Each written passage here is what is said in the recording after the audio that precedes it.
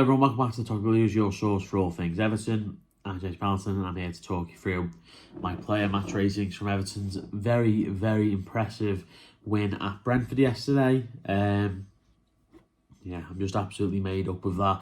A fantastic result. Everton played really, really well. I sort of tweeted after the game, but I think that kind of performance, we put that in 2 or 3 times this season already. Haven't got the results, and we got it there today. Definitely the hardest fixture of Wolves, Fulham and Sheffield. Absolutely delighted. I said to Mike, obviously in the week as well, with the preview, Brentford were no one to fear because they've not had a good start to the season. Then Kevin Schade gets injured in the warm-up, which I think changed their dynamic massively, to be honest. Then we dominated them aerially, in both boxes, but particularly when they tried to come forward. And we managed to survive a Keane Lewis Potter kind of, coming of age performance, which is what I thought we were going to get after 40 seconds when he got Ashley Young booked. But we survived that. We played well. The manager got everything spot on. He's proved many people wrong, I think, in terms of, slightly knee-jerk in saying that. But I think it was massively knee-jerk. People slagging him off after last week when we got beaten by a very good Arsenal team.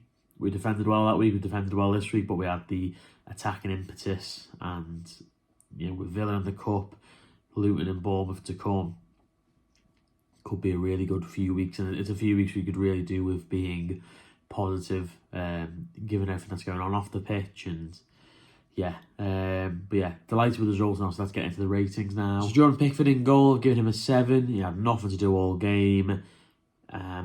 People are saying that maybe because I'm better for their goal, he got a decent hand on it, but I don't know, I just think it was so low and hard, and it was, unmarked 18 yards out. It's not like it was from a distance and he's got a big hand on it and it's up here, it's low down and a couple inches to the left and it hits the post and goes out. But other than that, he had nothing to do, so I've given him a 7. Ashley Young, as I mentioned then, booked after 40 seconds. His crossing's still really poor. He showed his experience to stay in the game. Obviously, he ended up playing the full match. Didn't even look like he was going to get booked again. Didn't give away any more fouls or anything like that. So that was a positive, but I've just not been very impressed by Ashley Young, I have to say. And I don't think he was particularly good yesterday. He gave the ball away a few times as well. So I'm giving him a 5.5. On the other side, Vitaly Mykolenko. Didn't watch the game last week, as I mentioned. I watched like a 20-minute package on the highlight afterwards, but when I was listening to the game on the radio on the way back from where I was coming from, they were mentioning Mykolenko's name constantly, and that sounded quite good. And I went on Twitter and a lot of people were saying, well, yeah, he won tackles and interceptions a lot, but mainly because he's out of position. So whether that's just people slagging him off for slagging him off's sake or not, I don't know. But I thought he grew into the game really well. He started off poorly, losing the ball, classic hoof up the pitch, not to anybody. As always, his crossing's not very good. But I thought defensively he was really solid, and in particular once we went 2 and 3-1 up, he just helped shut down that channel. He kept Mbeumo quiet, he kept Saka relatively quiet last week from what I have seen. And obviously the results, Saka didn't score or anything like that. So a decent couple of weeks for him, and yeah, I think he's not my favourite player in the world. He's not someone I think is going to be excellent for Everton, but he's put in a good shift there, and fair play, so give him a 7.5.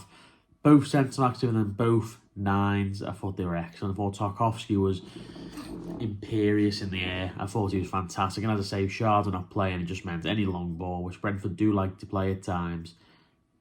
And Mbeumo, Visser, Lewis Potter, whoever else they had coming off the bench, none of them were getting anywhere near him. He just won everything, and he capped it off with another goal. His second under Sean Dyche at Everton. Both of them assisted by Dwight McNeil as well, which is funny. But yeah, I think James obviously had a bit of stick at times this season. And I can understand that he's not everyone's sort of favourite Everton centre-back, but I like him. And I thought he did really well yesterday. And then next to him, Jared Brandthwaite. We just got to enjoy Jared Brandthwaite while we've got him.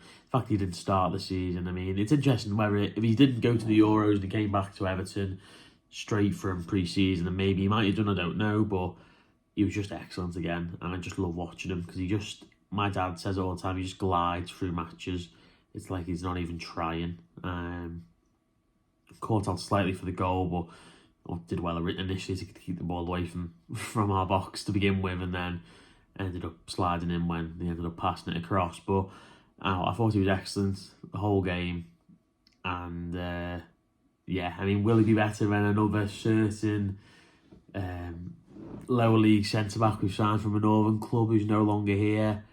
Absolutely, he's already better than Mason Holgate, but I don't know, I mean, obviously the John Stones comparisons are going to start in terms of, at Everton, obviously he's light years away from where John Stones is now, but in terms of, I've always said about him, tall, quick, left-footed, it's some combo for a centre-half, and he's two-footed really, he's acting on his right foot as well. He's really good in the air, he sniffs out danger like I haven't seen for a long time in a centre-back. I just think he's excellent, and we have to get him down to a contract, otherwise you've got to go in the summer, get 60, 70 million for him, and then move on from there. But yeah, what a really good signing. He looks like he's going to be great that we're able to keep him in the summer, but I say just get that contract signed now, and hopefully we can enjoy him for at least another couple of seasons. But I think he's excellent, I really, really do. Moving on to midfield, speaking of excellent, Amadou Onana, really, really good yesterday. I thought excellent in the tackle, drove up the pitch at times as well. I just thought he was really good, and he's someone who I've not kind of showered with too much praise over the last sort of 3 or 4 months when he's been playing. I was not counting the off season, but he played in a slightly deeper role from what I could see anyway. I don't know if people saw it differently, but I thought him and Gay alternated between who sat in a bit more of a 6 role, and yeah, I thought he was really good there. I thought he did really well, and it's the kind of performance I want to see from Amadou Onana more often, so I've given him an 8.5. Speaking of Just Again, giving him a 7.5. I thought, again, you know what you're going to get from Just Again. You get tackling, you get energy, and you get someone who's going to take a shot from 25 yards and miss. We got that again, all over again, but his passing at times is really poor. And it's interesting because I think he plays better in like a roaming 8 role, because he is box to box. I think when it matters, I think he can have that kind of quality on the ball, not to thread the pass as you saw with Beto. He threaded one near the corner flag that could have gone through on goal. He did put Beto through on goal in the first half before that, where obviously he scuffed it wide. But I think he can have that calmness near the box, but then a lot of time in our own half he's giving the ball away, slack passes, not great. But as I say, you always get the energy, you always get the tackling, and I think Onana definitely plays better deeper, and then I think Gay can play better going forward, but I just think he needs to keep it simple on the ball at times, get rid when he needs to. Doesn't always have to keep it, just make sure he doesn't give it away. But I thought he played decently well yesterday. Next to him, or next up in midfield anyway, Abdoulaye Doucoure obviously scored the first goal, hit the bar, was just excellent all game. I'm giving him a 9 as well. I mean, I find Abdoulaye Doucoure so strange because, you know, I was saying to someone a couple of weeks ago, has he been a good signing for Everton? And we were like, well, he was quite good under Ancelotti. He was very good under Benitez, and then he got injured. I think he broke his foot or his toe or something, didn't he? And then he played a role under Lampard when he came in.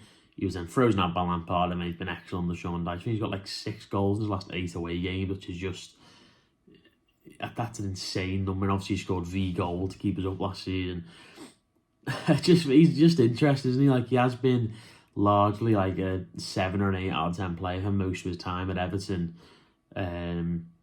Just a shame that obviously he's a bit older. We got him when he was a bit younger, maybe. You'd think slightly differently, but he looked like a man possessed for the first 60, 70 minutes. Drifted out of the game a little bit, moved a bit deeper. But yeah, he was just everywhere, and I was super impressed by him. Look, his touch isn't great. Sometimes he's running with the ball and you think he's like, you know, he's this driving centre mid. And other times he's running with the ball and he looks like he's never seen the footy in his life. He's very, very odd. He's a peculiar footballer, but I do like him. And I thought he was excellent yesterday for us. James Garner, I've given him an 8.5. Thought he was really good. Obviously, he's the subject of much talk before the game started. Obviously, he came in the team for Danjuma. Everyone was like, oh, Dyche doesn't know what he's doing. Dyche is this, Dyche is that. He's taking the piss, all these things. And he was excellent. He was really good. I thought he wins the ball back for the third goal. He put in a really classy performance. throughout, helped us break down the right at times and down the left. Came in and gave us extra body in midfield, helped defend really nicely. Obviously, people were saying, you know, he's got to play Russell at fullback. Now Rico Henry's injured and you don't want someone who can run at them, but I think you saw we were able to pack the midfield a little bit and not have to worry too much about the far side.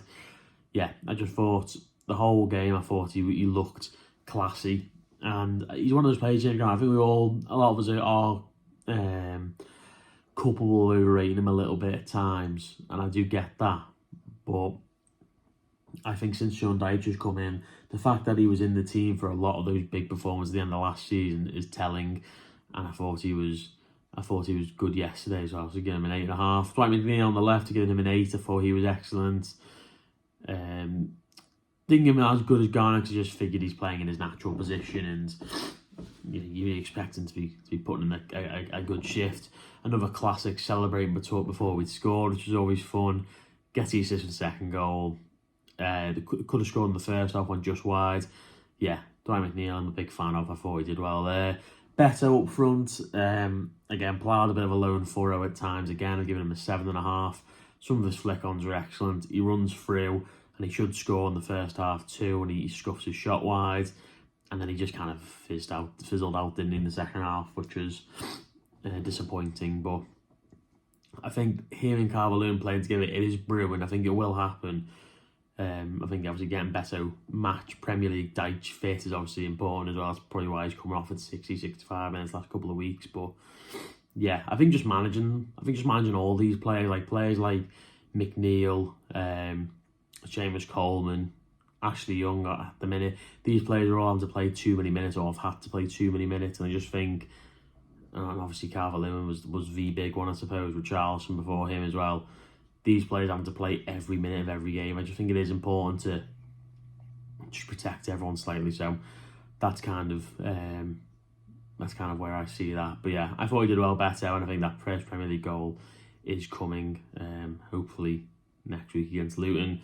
Moving on to the bench then, Calvert-Lewin, give him an 8. Came on, scored, held the ball up well, did well. Ever since he came onto the pitch, absolutely made up for him. Made up as well that he called out the people who booed him at Villa, just because people go to these away games, and I can't say, and I don't go to any away games, but just because you go to away games doesn't mean you can do whatever you want. People who go on and booing their own players when they're injured, and even if it was a muscular injury, even if it was something like that, what the hell's that doing? And I get the idea, people think he's just wimping out, and he's, when they go and get tough, he doesn't want to be involved. It's nonsense. Why any footballer would work so hard for a career and then think, you know what, I'm going to pretend I'm injured here and go off.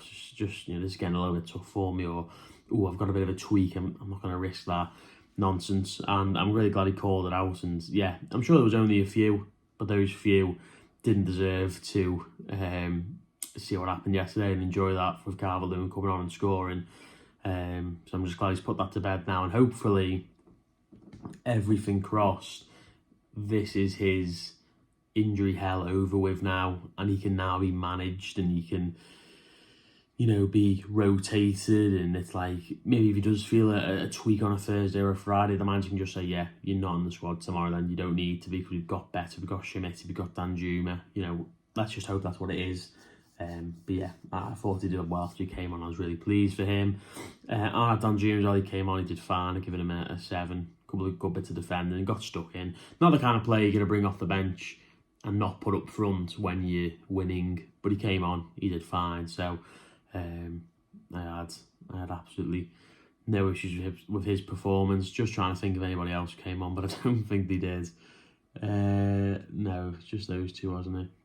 Yeah, great stuff anyway though. Really, really pleased. And I say, let's just hope now, can we go and get really got to target 3 wins, Villa, because the cup, I suppose, and because they've just been, I think they're drawing as we speak now against Chelsea.